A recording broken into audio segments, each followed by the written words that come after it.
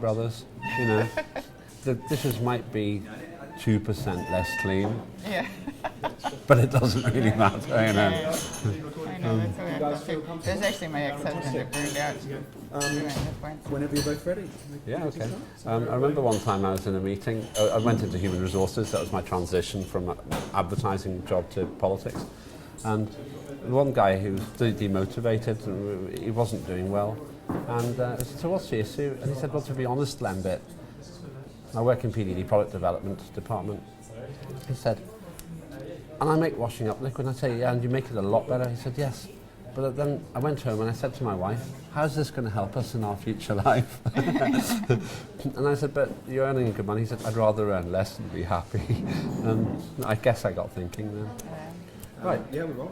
So Okay then, so just stop and say if there's anything you want. Yeah. Sure. Or do you think I'm getting too interested in one thing? Yeah. He's kind of the bad guy. Yeah, sorry. Right. Are the glasses all right? You happy with all that? Yeah. Yeah, okay. Okay. Just the style of the program is really accessible. It's a relaxed thing, like a chat. Doesn't matter if you say stuff wrong. Doesn't matter if we go off the track a bit. Right, ready? Fire away. You got both in sync, have you? Yep. Okay. So, who are you and what do you do? Now I know, but our viewers don't. Okay, so my name's Ellen Brown, and I'm a writer. I'm the head of I'm the founder of the Public Banking Institute, which is a nonprofit in the U.S. Our purpose is to generally spread the idea that it would be a good idea if we, the people, owned the banks, and that we could therefore save a lot of money, and we could direct banking where we want it to go, et cetera. So we just think it's a good idea, and we're trying to get that idea out. We're going to get into that in some of the questions. Got a very basic question for you, and it's one that most people can't answer. Where does money come from? Most people would say it comes from the government, but in fact the government creates only a very small part of it. In fact, only coins, depending on how you define the government. In the U.S., the Federal Reserve is composed of 12 branches, all of which are 100% owned by the banks in their district. So it's actually private itself. But even if you include paper money, it's still only perhaps 5% of the money supply. 5%? Coins and paper bills. And all of the rest is created by banks when they make loans. Whoa, hang on. So you're telling me that 5% of money is, if you like, real? Yeah, it's cash, yeah. Something you can feel, something physical. And the rest, which is all accounting entries, is created by banks when they make loans. In fact, the Bank of England just recently said that in their quarterly bulletin in the last spring. They said, contrary to popular belief, banks do not lend their depositors money. They actually create deposits when they make loans, and that's where our money comes from. So they create the money supply. Is that real money then? I mean, would you think that 95%, would you describe it as real money, or is it kind of notional? Is it pretend? Everybody thinks it's real money. You get a check from your employer, right? Yeah. And then you take that check and you put it in the bank, and so those checks circulate. They go from one bank to another. So it's sort of there's an ambiguity there to say that banks don't lend their deposits because they need the deposits to clear their checks. But where do the deposits come from? They initially create the money as a loan, and that becomes a deposit, and then that'll go into another bank. And so to that bank, it's liquidity, as they say, that they can clear their checks with. What does the word liquidity mean? It means the money you need because banks essentially have your deposits and they lend them out at the same time, or they're lending out that money even though they promised you that that you can get your money at any time.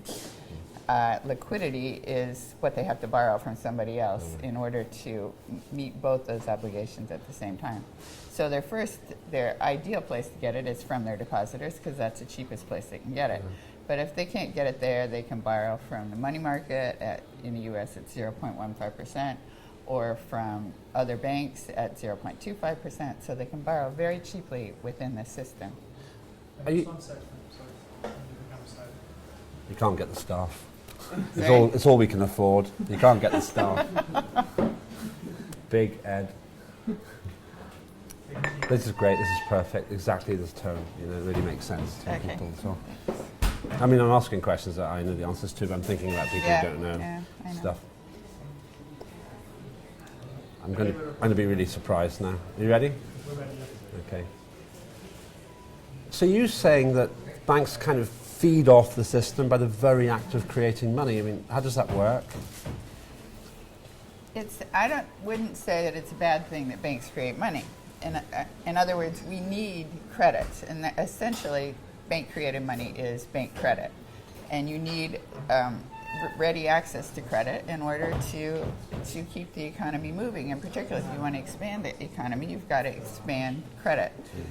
But the bad part, or the part that we are paying unnecessarily for, is that we've given that power away to a private banking system, which either doesn't make loans where they're actually needed. Right now, where they're needed is the small and medium-sized businesses, which is where most of employment comes from. They're the ones that do the hiring. And if they're having trouble getting credit, like in the US, they used to have credit lines at 8%. Those have been cut off since the banking crisis, and now they're borrowing at 16% on their credit cards. 16%. Yeah, so that doubles their cost of credit, which means it's put many businesses out of business, or they've had to lay off workers, or so the whole economy contracts when they can't get credit. So that's one thing, that the banks are using that power for their own purposes, like they're speculating with it. They can make a lot more money making a loan to a hedge fund, say $1 billion to a hedge fund is just as much work as $10,000 to a small business, and it's probably less risky. So they're ignoring the small and medium-sized businesses. But that's one thing. But the other thing is the profits. If you consider, say, your 30-year mortgage at 5%, if you think you're buying a $500,000 house, you're really buying $1 million home, more than $1 million, because you're going to pay more in interest than you paid in the principal, and they get to keep all that. Well, that could be returned to the people to use, in other words, returned to the government. It could replace taxes, and actually in Benjamin Franklin's time, it did replace taxes, and they didn't need to pay taxes because they owned the bank in Pennsylvania. Is that right? Yeah. And that was effective, that worked? Yeah, it was a great model. A lot of people would like a system where they don't have to pay tax. Yeah. You're saying, it sounds to me that you're saying that having banks in private hands doesn't really serve the public interest that well. Is that your view? Yeah. And So I wouldn't say that, I mean, some people think that the big fraud is that banks create all of our money and that we have to stop banks from doing that. But I wouldn't call that the fraud. I think the problem is that the banks are privately owned. If it were a public utility, it's a good thing. And in fact, that's the reason it's survived so long, is we really need the credit. why aren't politicians fixing it? Is it because in some way the banks control the politicians?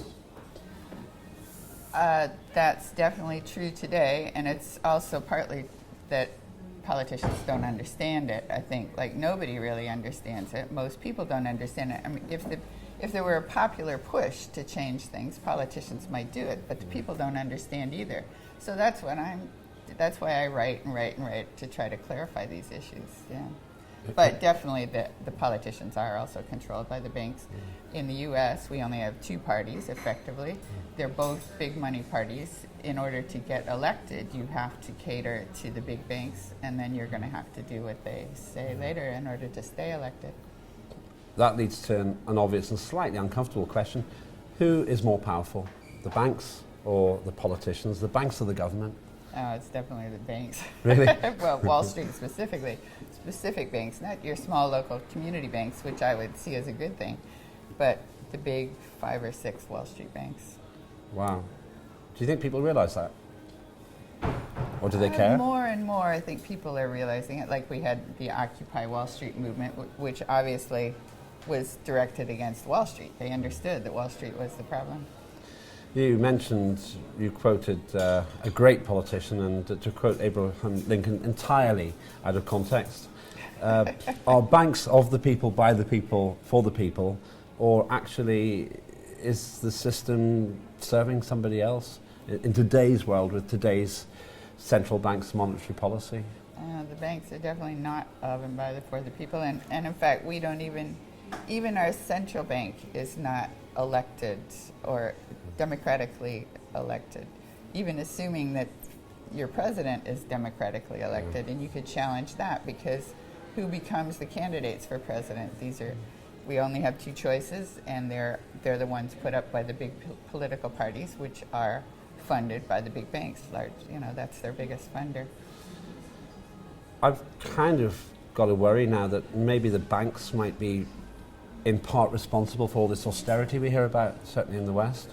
Yeah. I mean, is it their policy or is it political policy? It is policy, and I would say it's bad economic policy, based on bad economic policy. But then you could ask, do they understand that it's bad economic policy and they're doing it on purpose? There are some people who think that the whole goal here is to privatize everything, to force governments to sell everything off.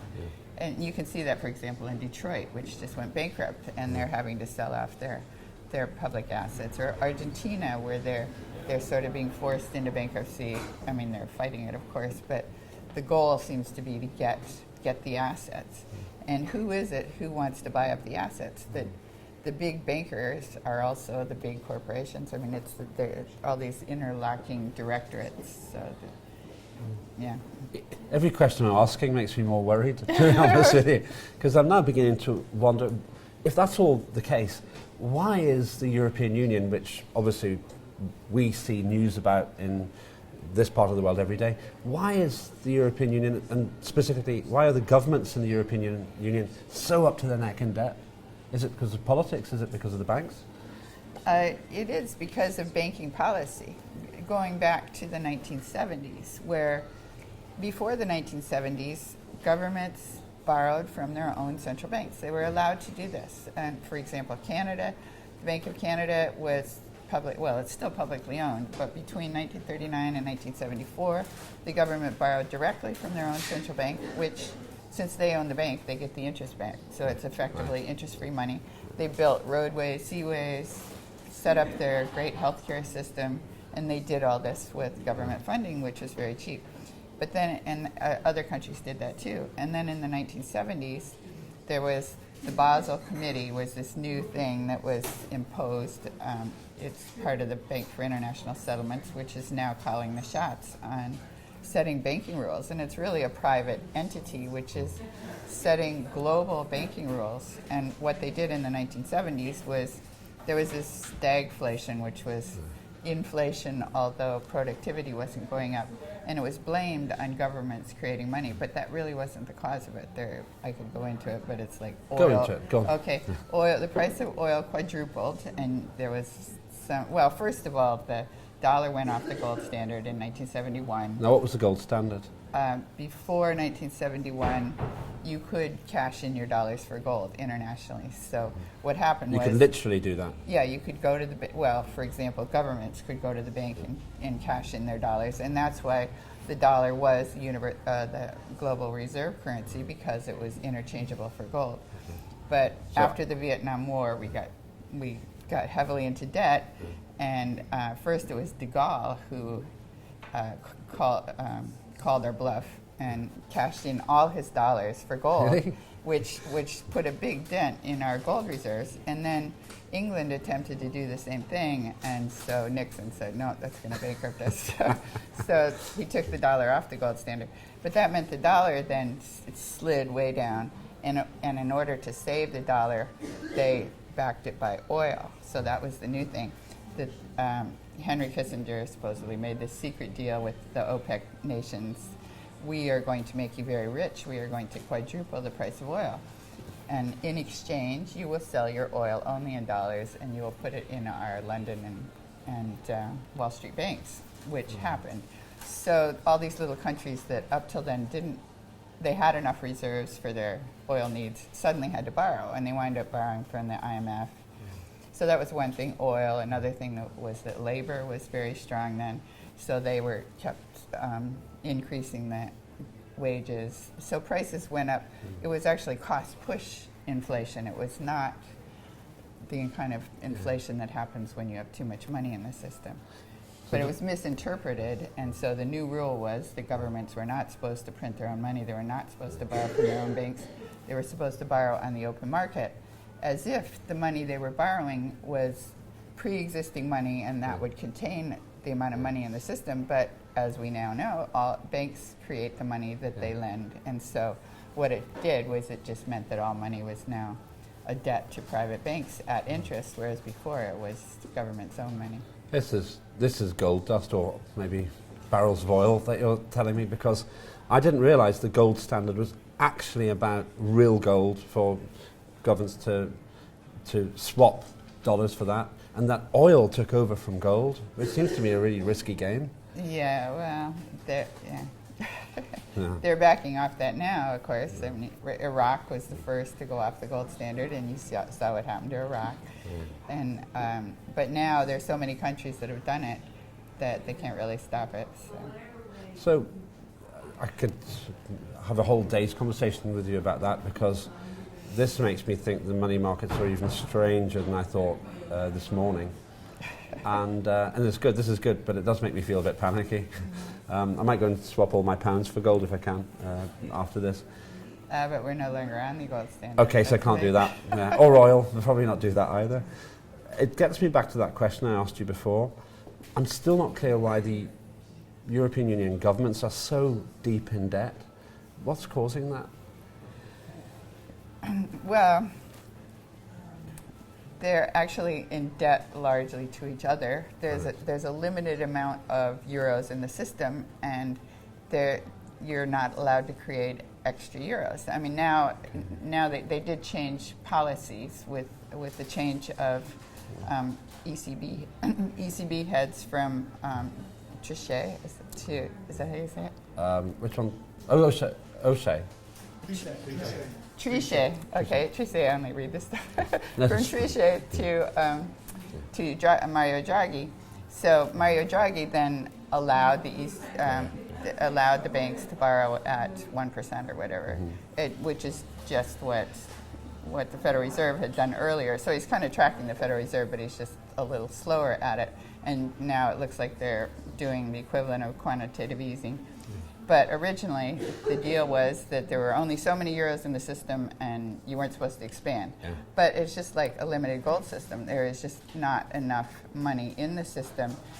It's the nature of money created as a debt that you create the principal, but you don't create the interest in the process of creating money. So there's always more money owed back than was put out there in the original loan. Yeah. And if you don't allow the system to expand in some way, then you're going to wind up in depression or recession. So it's the interest that kind of creates that space between what there is and what's needed? The interest that kind of creates... Yeah, you need more and more debtors in order to support it's basically a pyramid scheme, and you need more and more debtors to support it. And if you don't allow that expansion to happen, you're going to wind up in depression. Okay. And that's why loads of governments in the European Union have now got a big problem? Well, there was, of course, the banking crisis of 2008, which before that, I guess, Ireland was in surplus. And then you had the banking crisis, and then the government bailed out the banks. Why they would agree to do that is another question. I mean, that's just a sign that governments are owned by the banks, because any other business that went bankrupt they'd either allow it to go bankrupt or they'd totally nationalize it. No other business do you say, all right, we're going to bear the losses, but you all can keep the profits, and you can keep your big CEO pay, et cetera. Could we have a little bit of elaboration on the mechanism that allows that fiscal control, if that's okay? To just elaborate a bit more on actually what goes on behind the scenes with the banks able to exert such fiscal power. Okay, let me ask that in a simple way. Yeah. I kind of get that there's a pressure regarding... Are you okay? Yeah, it's fine, just go. If we need stuff, I'll tell you. I'll count to three, yeah. So there isn't enough money in the system because the interest creates this space. What's the mechanism that causes all of this to happen? What's it called? Fiscal policy, I think it is. What really happens behind the scenes that enables this kind of immense power for the banks to take place? I would say it's more monetary policy than fiscal policy. Where fiscal policy, I'm going to ask you to explain both of those, fiscal and monetary. Fiscal policy is what the government does, and monetary policy is what the banks do, or what the central bank does. So if the central bank is not lending, or originally they weren't allowing this expansion, then, well, let's see, under let's see, is it Article 3 of the Lisbon Treaty? I'm pretty impressed. That's pretty impressive. Article 1, okay. Article 1 of the Lisbon Treaty says that... I'm going to do that again. You say that and I'm going to say pretty impressive. Are you sure it's not Article 1, yeah? Yeah, the Lisbon Treaty. Okay. Article 1, 2, 3. Right. I'm going to ask you... this is great, by the way, because then what we'll do is we'll cut into the... I'll probably put that in after. So I'm going to ask you the question again. I'm going to praise you for knowing this. Well, because it's for people who don't really know any of this, so it's great to make it easy for them. I'll ask you a question. So it sounds like bad things are happening, but what's the mechanism? What's actually going on behind the scenes for real to make all of this occur? I hear words like fiscal policy and monetary policy. I'm not even really sure what the difference is. Fiscal policy is what the government does, and monetary policy is what the central bank does. Right, so that's a definition. Can you give an example of both of those things? Well, in the U.S., for example, fiscal policy would be if the government decided to build infrastructure or to set up and monetary policy, or if they do social services, et cetera. They decide how to spend the money. Okay. Monetary policy is what the central bank does, and so they set the rules for how much money we're going to allow into the system. So they're the ones that impose this. Their mandate is to maintain the stability of the currency, which was interpreted to mean that you couldn't allow the money supply to expand because supposedly this would create inflation, which is not true, but that's what I would call a bad economic policy or bad economic theory. So they won't allow the money supply to expand. Let's see. That's right. We'll edit it. We'll get to the Article 1 of the Lisbon Treaty eventually. Okay, anyway. I'll do a pick-up here. Okay, so there's fine edit point there, yeah? Yeah, that's okay, fine. fine. Then say... sorry, I'm just going to change the that real quickly. Okay, fine. Go on, yeah. Is the Article 1? Yeah, I wanted to do the Article 1 thing because this is really important. Oh, yeah, I remember what they are. I just didn't remember. Which one, 2, 3? Or Yeah. 2 is the one that says they can borrow from the government. Yeah. I mean, the government banks, they make the exception in 2. That's or right. Is that in 3? It's basically set up. It's the German. This is to facilitate the setting up of public institutions. Yeah. But that's 2, right? On the public. Yeah, that's right. Yeah. Well, that's brilliant because I'm going to go into asking to what extent you think the ECB is an independent bystander and actually a player. This is questions that you saw earlier on. This is great. We're down to there, by the way, already. There, I got one. And I'm going to ask you about Bank of England and whether, in the light of all this, do you think Bank of England is under democratic control or not? Because it sounds to me it could be the tail wagging the dog here. You can answer that any way you want. Then we go into... I'm not sure what you would mean by tail wagging. Well, tail wagging, I won't use that phrase, but with all this going on, it's not really... I mean, I'm genuinely saying this because I hadn't quite thought about it the way you've described it. Is the Bank of England really under democratic control, or does it do its own thing? Yeah, because it sounds to me that what you're describing is happening in the UK, it's happening in the European Union, it's happening in America, and so if there isn't any proper accountability, or if there are 2 systems trying to do different things, it's a gamble, really, as far as I can see. Yeah, no, that's good. There are 2 separate systems. Yeah. Another question about the corruption. It's more about of influence. Remember you were asking about corruption that happens within the system. It's more influence that the private banking system has within our political. Okay, I can ask that again. I'll ask about influence rather than because I actually don't really think. I mean, there is some corruption, but it's different. It's like it's influence. Yeah, they don't have to call it corruption because it's now legal. But how did they get there? It's influence. Well, yeah. Well, that's perfect. Yeah, the influence, explaining, sort of elaborating. It does, because when you say corruption, you're put into a. Did you say that? I didn't think you did. But okay, I'll ask that in that different way. way. And you have the one about the sparse again right down here. Pardon, which one? What are you doing here in Ireland? and Yes. all that At the, sort of Yeah, we've got it at the but bottom basically, right at the end. right, we put it where you wanted, yeah. This is alternatives. Do you feel you've Yeah. got it? basically Just what. put, that's spot on what we stuff. want. That's going to help us push the public banking thing here in Ireland where there's a lot Oh, of fantastic. And we can promote Yeah, that. you- That's just a little elaborate that. Fantastic. So That's amazing. yeah, at the end, and if I've done it wrong, we'll do it again. What's brought you to Kilkenomics? Then I'll say, what alternatives for the south of Ireland and other European Union countries do you see? And then we'll explore that a bit as well, in any way that's useful to you. And then other things are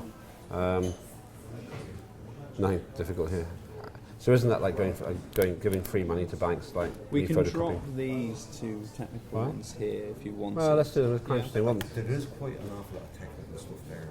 I thought coming into it now, and that's where you kind of lose people, you know. yeah. Yeah. Well, that's what we've been. So should we do the Well, influence one? Let me ask some insight because I think what you said about monetary and fiscal policy is really interesting. Nobody knows what those I guess words one of the mean. fundamental things that I want to draw out is focusing more with you on monetary policy, and particularly what a scandal it is that we don't have monetary policy or central banks that are subject to democratic control.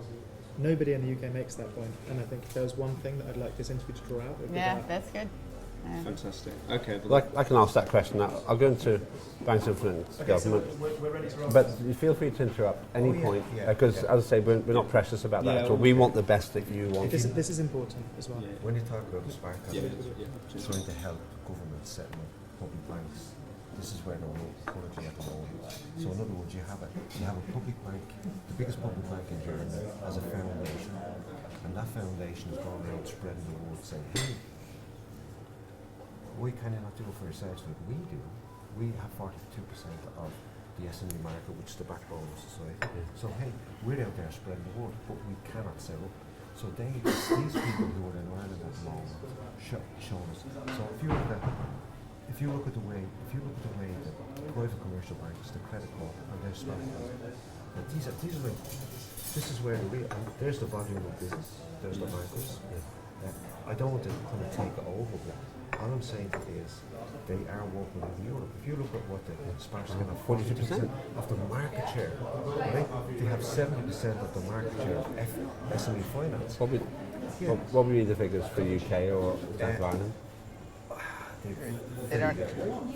You see, it's the Bank of England, it's the private banking system working through the central banks that are controlling the system. Right? So if you're looking at something here, the backbone is, I'll give you the credit, you can go and do the jobs, and that kind of opens out. But when the interest is made, when they have the interest, the real money without that, they push it back into the economy. The private banking system puts it in the Cayman Islands. So that's public banking. And we cannot get our heads around it. Sorry for pushing that out. I know. This Okay. is the message. The last two questions is the message, because great expenses over here and great that you're doing it, but public banks, that's what people are looking at. Fantastic. Okay, that's perfect. So in terms of that, what would be the best way for me to ask Ellen that question? Well, when you ask her, why is she here, what are you doing here tonight? Okay. And she is here to help support the Spark as a public banking system to show them the model. Yeah. Because you can't get Spark as and put it into Ireland. You have to change the legislation this and that, and that's what I'm looking at. Yeah, that's perfect. Okay. Well, Good stuff. we'll explore that until. Yeah, that's fine.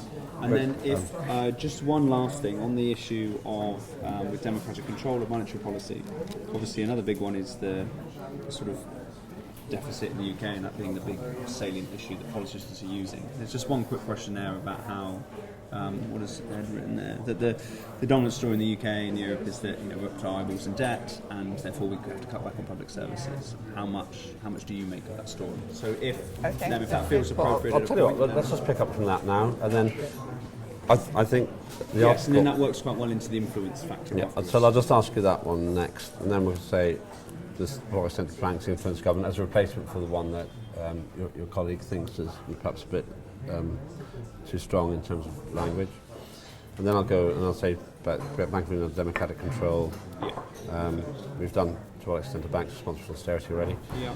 And then we could skip over these. Well, ones. we'll see. I think they're interesting actually because what Ellen's saying is a technical question about ECB: is it allowed to lend to governments? And that's when you can talk about the article. Yeah. Fantastic. And then the strong finish with being an island. And I'll say, yeah, okay, fine. Brilliant. All feeling comfortable? This is great. Well, I'm fine with it as long as you're happy that you're Yeah, being that's not fine. pushed around or anything Yeah. like So that. let's go. Fantastic. Great, Always yeah. wicked. So, and Yeah. you can hear me all right, even though there's... Yeah, because they're They're- unidirectional, so they're Okay. really close. Okay, I just I wondered, can hardly be should I- audible. should I'm I hardly speak audible. louder, or it's okay? Does it sound okay? Okay. Okay. I was asking them that before, but I used to use rubbish mics, so the person crying in the corner. It turns up that apparently these are quite expensive. Okay. Fine. Okay. Right. All right. Yeah. Okay. Brilliant. The dominant story in the United Kingdom, and actually in Europe at the moment, is that we're up to our necks in debt because we spent too much money on public services. What do you make of that story? Do you agree with that? No. And when they first set up all those social services, which Europe is very good at, better than in the U.S., it was before the 1970s, and at that time your budgets were in surplus. And in fact, I understand Ireland's budget was in surplus right before this 2008 collapse. What then put them into debt was that they had to borrow on the open market, which meant they had to pay interest, and interest effectively doubles your cost on everything. Doubles your cost. Doubles your cost. How can a small interest rate double your cost? Well, that's what most people think it's small, but if let's say you do a 30-year bond issue, it's just the same as a 30-year mortgage.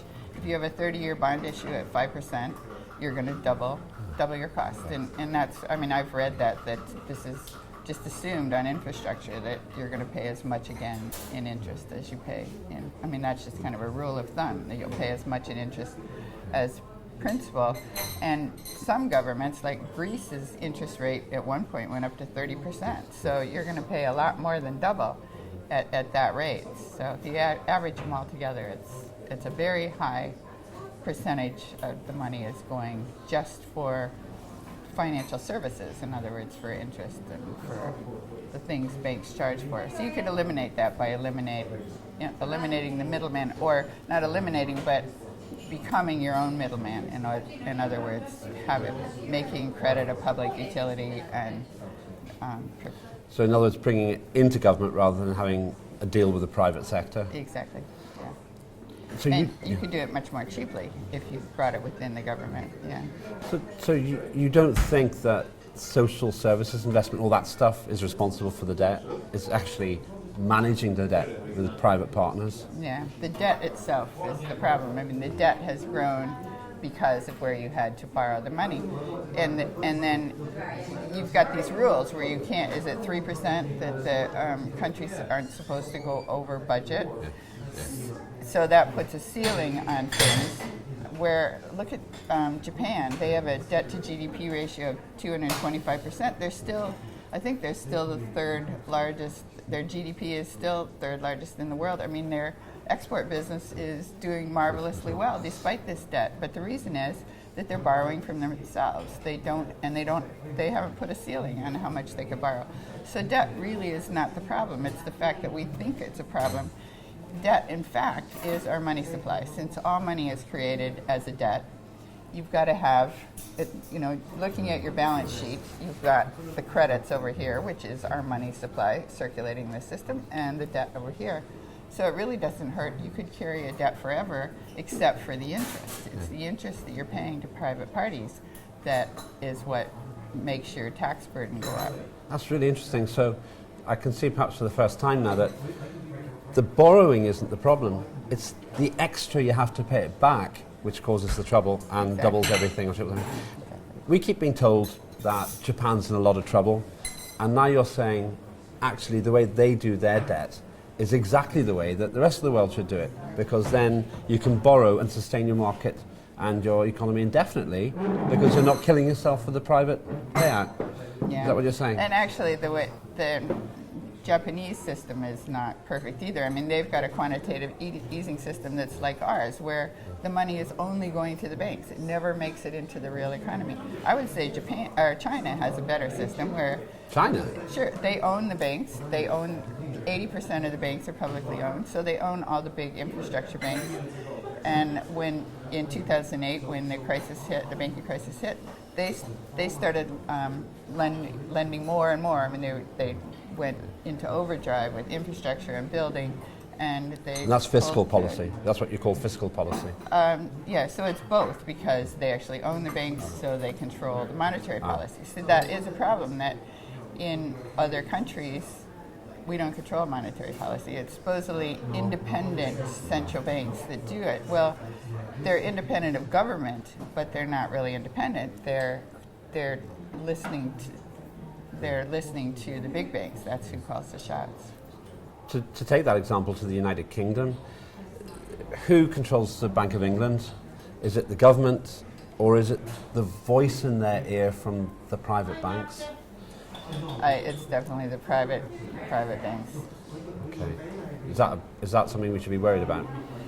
There's no even political mechanism for the government to control the central bank. I know in the U.S., Alan Greenspan at one point, somebody said, what was his relationship to President Clinton or something, and he said that the chairman of the Federal Reserve answers to no one. Like, he can do whatever he wants, and nobody can stop him. We get these reports, quarterly reports or whatever, where they say what they're doing, but the government really has no control. The only control is they put them in. I mean, they created the Federal Reserve Act, which put that whole system in power. They could change the legislation, but other than that, they have no control. Is the same true? Can I really quick question? Right on the back of that. If you ask we're supposed to be a democracy, isn't it a scandal? I'll come back in a sec. I'll come back. Is the same true then, what you've just said about the Bank of England and the British government, about the European Central Bank and what you might call the European Parliament or the decision makers for Europe? Is it being basically the case now that the bank almost tells the politicians what they have to do? Definitely, yeah. Mario Draghi was the former head of the Goldman Sachs for Europe, I think. I mean, they're all big bankers. They're not elected officials, and they are supposedly, the reason they're allowed to call the shots is because we have this big debt to the banks, and so they're overseeing how they get paid back, and that's their first mandate, is to, well, you could see that when the Irish banks went bankrupt. Why were the bondholders bailed out by the government? Well, the bondholders were largely these big foreign banks. So it sounds to me then that there's a big question of influence and democracy here at stake. Until now, I thought that the government was kind of running economic policy. Now I've got to ask the question, how influential are the banks on the politicians? How influential are the politicians on the banks? Where does democracy come into all this? Democracy. You look really skeptical. I would say I'm quite skeptical about democracy. I mean, I'm skeptical about that democracy even works with the government, at least in the U.S., because we just don't have much choice. You've got these two candidates, and neither one of them is somebody you necessarily want to elect, and you know that once they get in, the lobbyists are going to be writing the legislation. It's all these multi-thousand-page legislation, and you know that those politicians don't even read it. But that aside, assuming that they're the voice of the people, their voice is not reflected in what the central bank does. The central bank they call themselves independent. They pride themselves on being independent, meaning independent of government influence. So that power that the banks have is relevant to the Bank of England, to the European Central Bank, to the Central Reserve in America, in the Western world. You said really, the only country you said that kind of has got it right big time is China, and maybe to an extent Japan in a different way. Well, there's Korea is good. I mean, there are a number Korea? Yeah, Costa Rica is a great little model. These are not the models I would have expected. Yeah. Why don't we get told that these are the right places to observe? Is it fashion? Is it dogma? Is it Yeah, ideal? I actually started writing about this because I was writing about the Bank of North Dakota, which is our only state-owned bank in the U.S., and it was the only state that escaped the credit crisis. But then people would say, well, they've got oil, So then I looked around globally to see what other models there were, and I was shocked myself that 40% of banks globally are publicly owned. They're largely in the BRIC countries, Brazil, Russia, India, and China, which also escaped the credit crisis, at least initially. And so that's where I started exploring what they did. You don't learn that in school. You don't learn where money comes from, even. My son is a 6-year graduate student in economics, and he was looking for an alternative for his dissertation. And I said, I have some great subjects, in banking. He said, Mom, I didn't study banking. How could you go through 6 years of graduate school and not study banking in economics? What was the answer to that question then? How can you do it? Why don't they tell people about banking when it's so central from what you're telling us? Well, you wonder that this has been hidden from us. It almost looks like it's intentionally hidden from us because there's this great sucking sound of profits being sucked out of the system, and they don't really want us to understand. You can tell that just from the jargon, that these very complicated words that are used for simple things, just like doctors, use Latin. Because if you said stomach ache, then you wouldn't be able to. They wouldn't be able to bill as much. That's a brilliant analogy. I guess that you yourself then reckon there's a really big disconnect going on here in terms of who's really in charge, and that's why you've got this big concern about private banking. Yeah, exactly. Well, and that's the thing. There is a solution. We could get out of this. And why don't we do it? Because people don't understand it. They don't understand. The politicians don't understand it, and they could learn to understand it if there was a big populist push. But the people don't understand it either. So there's no push from the people, and there's no move by the politicians. So we need education first. We need to penetrate this great mystery that. Let me check that you've taught me well. Is it the case, based on what you said, that the European Central Bank can it lend to governments? By the way, the European Central Bank. No. According to the Lisbon Treaty, they can lend to private banks. So I think they were lending at 1.25%. Now I think it's down to 1% or something like that. But it says specifically in, I think, Article 23 of the Lisbon Treaty. Don't ask me. I'm pretty impressed you know this fact. That they can't lend to. It specifically says they cannot lend to governments. But in Article paragraph 2 of that article, it says that an exception is made for publicly owned banking institutions. What's that mean in real life? That means if you have publicly owned banks, if you have public banks, as Germany, for example, has 40% of their market as publicly owned banks, that those banks could borrow from the ECB at 1%. So here you have governments borrowing at 6% or whatever they can get on the open market. If they're like Greece and they're under stress, then it could go as high as 30%. So why can governments not borrow at the same rate that private banks can borrow? Unless they can if they set up their own public banks, and that's one reason I think everybody should have their own public banks. They can borrow from the central bank very cheaply. But the reason given is that there's this fear that if governments could borrow cheaply, that they wouldn't impose the austerity measures that are necessary to meet to keep their debt ceiling at, to balance their budgets or whatever. But why do they need to balance their budget? That alone seems to me it's a bad economic theory that you can't expand the system you have to expand the system by going into debt. There's no other way to get money into the system but by going into debt, since all money is created as a debt. So let me get this straight. Governments aren't able to borrow from the European Central Bank, but banks can. So the government could set up a public bank and then borrow anyway, but private banks can.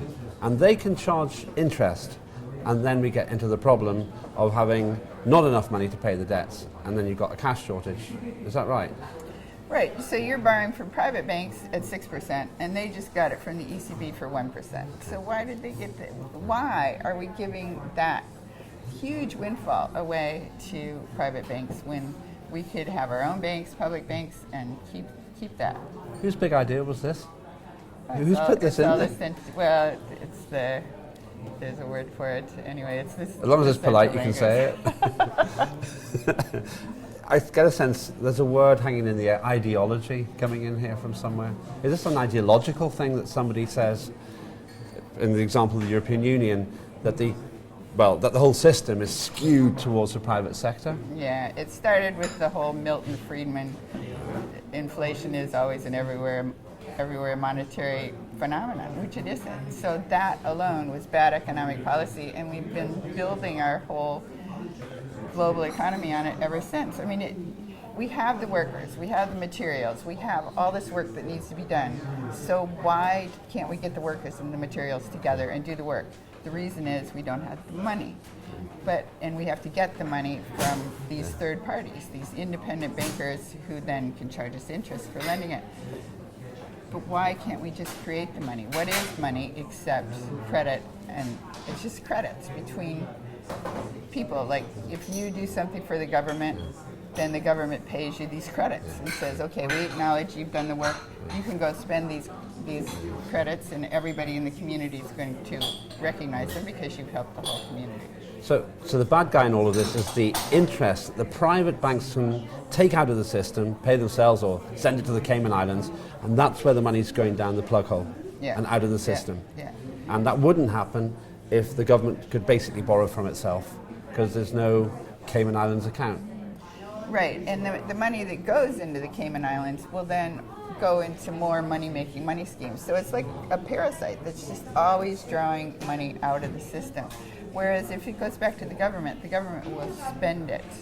They'll spend it on infrastructure or spend it on social services, which means hiring people to do the work. So you'll expand the economy, you'll provide social services for the people. So you'll spend it on things that people need rather than lending it into the system at more interest, always taking back more than you put in. Do you think people actually know this? Do you think that they're allowed to know this? No, I think it's obscured intentionally. For whose interest? Who benefits the most from this? Well, the biggest banks, particularly. The local community banks are, I would say, a good thing. And in our one model, the Bank of North Dakota, the state bank partners with the local banks in order to make loans into the community that are cheaper than they could get otherwise. It helps the community banks service much larger loans than they could otherwise. They didn't want to get into securitization and all the bad things that happened in the housing crisis. I'm really glad you're here, but why are you here at Kilkenomics? Well, I was invited to, I had the Public Banking Institute in the U.S., and there's a Public Banking Forum of Ireland that is a spin-off. So they've invited there's a Sparkhousing group that is attempting to spread this whole idea of public banks and how good they are for the economy. The Sparkhousens are the little local. What's that word? Sparkhausen. That's a German word. It's a German word. They're the German public banks, public and community and credit unions. I think they're all contained in the Sparkhausen label. They have, in Germany, they have 70% of the small and medium-sized businesses. 70%? Business, lending business. They have something like 40% of the overall market. So they're very big in Germany. And arguably, I wrote a book called The Public Bank Solution, and I wrote a chapter on that. Arguably, they're the reason that Germany is doing so well as against other countries. They've got this very strong public system, but they're under threat by the ECB. There's this attempt to basically privatize them, so they're fighting for their own survival. So that's why they've gone globally, trying to spread this message. Not that they're trying to expand into other countries. They're not allowed to. Their model is that they must stay within their local community. They're just trying to spread the idea so that people will stand up to this pressure to turn them into private banks. So the ECB, the European Central Bank, is actually trying to stop them from being public banks and they're make them trying become to private. impose the same rules on those banks, including that they aren't allowed to use the fact that they are they're not allowed to use their government guarantees, but that they have to get more capital, get lots more capital. They have to join in the insurance system of the whole ECB, even though they have their own insurance system. So they insure each other. They're very stable. They almost never make bad loans. I mean, they make very good loans because they know their local community. So it's a self-contained system that's very viable. But if they're forced to do, with all these extra regulations, that could break them, and that's what they're trying to fight. Is it ideological? Is that the reason that the ECB wants to stop them from doing this? I would say so, yes. I don't think they even want that model known, and that's why we are trying to make the model known.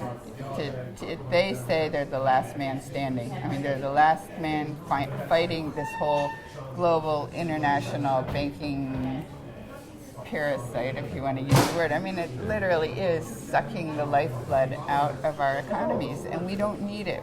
We can be free of that if we understand what's going on. We can be our own. Credit should be a public utility, and we could get the benefit of that, and we could have it all. We could all those things that we think we are capable of, the things that our parents had and that we can't seem to be able to give to our children, like, a good life and a decent mortgage and all those normal things. We could have all that if we could get this system off our backs that is just sucking the profits out of everything. I want to replace the European Central Bank with you. So imagine you're in charge right now. You have that power. What are the alternatives for the south of Ireland, where we're sitting right now, and for other European Union countries? You can now design the system. I want to hear it. Okay, so there are two possibilities. You could set up local public banks like on the Sparkassen model. And in fact, the Sparkassen group have come here several times, and they're coming again to advise on how to do this. And they've got 200 years of experience in it, so it's not like your politicians have to say, well, we don't know how to set up a bank, so we don't want to do it. You've got experts who are dying to help you in this, so that could be done, and it should be done, I think. And another possibility, and I understand that there are three I've talked to these, since I've been here, they've set me up with all these, talking to different elected officials, that there are three parties that actually have in their platforms to have a state bank, which would be something on the model of the Bank of North Dakota. In other words, you are not allowed to borrow from your own central bank.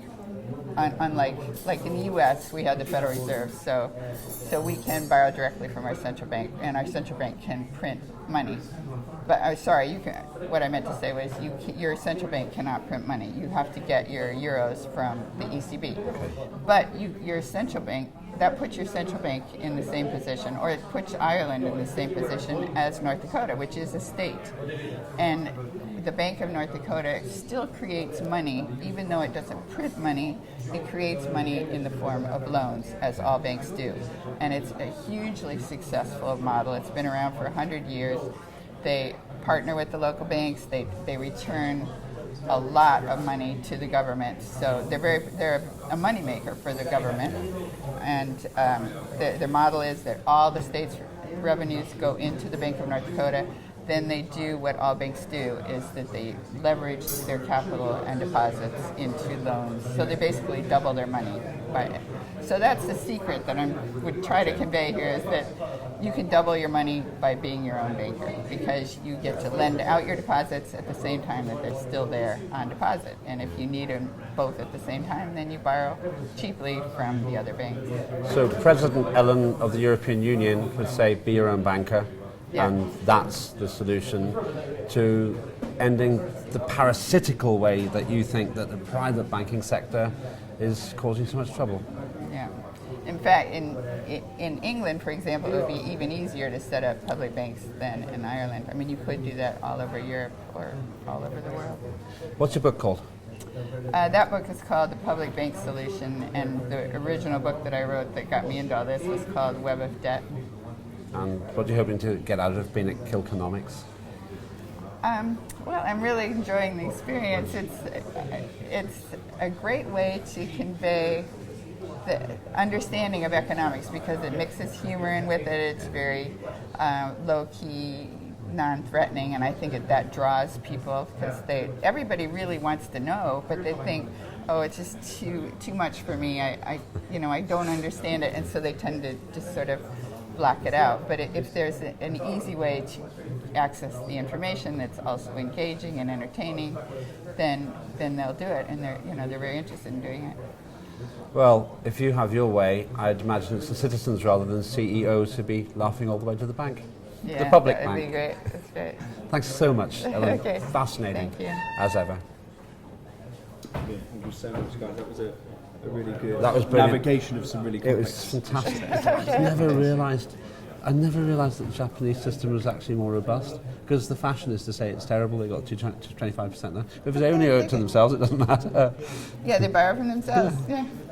Incredible. Fantastic. That was absolutely brilliant. Did we cover the things that you wanted to cover? We have one last supplementary question that we'd just like to tackle on and edit in, just about the Sure. role of the ECB in the sovereign debt crisis in Europe. During the course of this crisis, has the European Central Bank played a political role in forcing cuts on southern European societies by effectively blackmailing their governments? What do you mean by blackmailing? By refusing until very, very late in the day to buy down the bonds, particularly in the article, you wrote, a brilliant article about ECB fiddles while Rome burns, particularly with reference to Spain. Yeah, and to talk Italy. slower. I don't understand. So remember the article you wrote 3 years ago or so, the ECB fiddles while Rome burns. Yeah. And the whole notion that this by reading your article, I realised it for the first time that it was in the papers the whole time. Like Italian bond yields hit 6.5%. We're so powerless. What can we do? But that it was within the ECB's power to drive down those bond yields, but they weren't doing it. And the evidence was that you referenced in the article. They weren't doing it because they wanted to extract the cuts. In other words, they're wanting to achieve their political goals of structurally readjusting Europe and watering down the welfare state and privatising, which they don't have a mandate to do. Right. So that's, Okay. Could I just say, maybe as a closing word, all of our economists are saying there's a crash, the big crash is going to come. They're not sure when. that's a lovely one. They're saying this now, and if they crash, we need an alternative, and the alternative is public banks. How about if I ask you, do you think there's another crash coming? And then you could say Yeah, how that. would you answer that? And maybe you could weave your solution in and the alternative. We need to prepare ourselves. If the crash does come, we need an alternative, and an alternative is the public banking system. Right. Fantastic. Okay, so there's last two and then Okay. Sure. brilliant. I'll do it in that order. I think this is fascinating. I mean, the Japanese thing, that's one of the great things about doing what I do now. I'm actually learning again. When I was in Parliament, I wasn't learning much. Yeah. Because you just get fed this crap. That's how I learned by basically. writing. I mean, I actually literally, my kids got kind of blocked by their teachers Teachers, that made them do like topic sentence and concluding sentence and so structured. I said, no, that's not how you write. You write organically. Something interests you, you throw it up, and then that leads to another question. And you think, well, but what about this? And then you research that, and then that leads to something else. That's So, exactly how I write. And I've written 17 books now. really? Yeah, Oh, you're but- ahead of me. I'm 12. Yeah, but you probably had more published than me. And I do Oh, some you're of... counting unpublished. Pardon? 14 then. Oh, you win then. I mean, I get about 100,000 words published a year, but sorry, I'll tell you in a minute. Okay? Yeah, when you're ready. Okay. So, do you think the European Central Bank has actually played a political role in enforcing cuts on particularly southern European countries by effectively blackmailing them using the system in a way which maybe they shouldn't be doing because they're not set up to make those political judgments or those ideological judgments? They've actually virtually admitted to that. I can't remember the names, but several years ago, when the ECB could have been bailing out the governments or could have been buying the government's bonds, they wouldn't. They didn't do it. And I forget which official said that it was because they wanted to put pressure on the Eurozone countries to balance their books, which basically meant imposing austerity on their people. They wanted to put pressure on them to sell off their public assets, lay off workers, generally tighten their budgets, but there's no need for that. All they needed was credit, and had the ECB made that credit available, they could be flying. So basically, something which pretty much everybody who watches Western European news is told is an essential thing to balance your budgets is actually a political judgment, and you're saying it's not essential. It's not essential. No, in fact, when the private sector is in trouble, the public sector needs to go into debt. You need to get more money into the system, and if the private sector is not hiring, then the public sector needs to hire. And what are they going to use to pay the public sector with? I would say just print the money, but if you don't have the power to print the money, borrow the money from your own publicly owned bank, interest-free, and so it's just an accounting function, but that's how you need to get the system going. And we could see it, for example, with the GI Bill, where money was put into the system to educate the GIs and make very cheap loans available for homes, etc. The government got their money back sevenfold. I mean, Sevenfold. you get the money back, you stimulate the economy, you create new taxpayers, you generate more taxes and more, just get the economy moving again, and then you get the money back. I don't think a lot of people realize that this balancing the books thing is actually an ideological thing rather than a necessary thing. I get it now from hearing what you say. I'm not sure many people It's do. bad economic theory, but then the question is, do they know it's bad economic theory and they're squeezing the governments to sell off their assets, or is it just, whichever one it is bad economic theory and it's not necessary. There's a much better way to do it. Scary. Sorry? Yeah. Scary question. Is there going to be another crash? There could be. Many authorities have said so. We haven't fixed what went wrong in 2008. Supposedly in the U.S., the Dodd-Frank Act was supposed to fix it, but it hasn't. There are so many loopholes that. And meanwhile, the shadow banking system has grown larger than it was before. The whole derivatives bubble has grown larger than before. So it could very well crash, and that's what we need to do, and what I'm trying to, the reason I kept writing and talking about this is that we need to set up an alternative system so that if it does crash, then we could just move over into this system. We don't need to bail out those banks because they are no longer too big to fail, because we've got something else that we can use instead. And the public bank system, is that something else? Yeah, so that would be it's like a better, set up your better mousetrap, and then when the old system fails, you just move into the better mousetrap, or hopefully, ideally, it wouldn't actually fail and you could move into it anyway, but it may take that, and it typically does. For example, in 1933, when there was a banking crisis, Roosevelt closed all the banks and just totally changed the system. Said, okay, we don't have enough gold, this is domestically. He took the dollar off the gold standard domestically, and suddenly there was enough money. I mean, you can just by changing theories, you can get out of a crisis. So basically you're saying a crash could actually be the breakthrough. Yeah. Looking at Strong it, I'd words. say. Fascinating stuff. Well, let's see what happens. Thanks so much, Ellen. Okay. This is a real insight, and not one that I think many people would have thought of. Fantastic. Brilliant.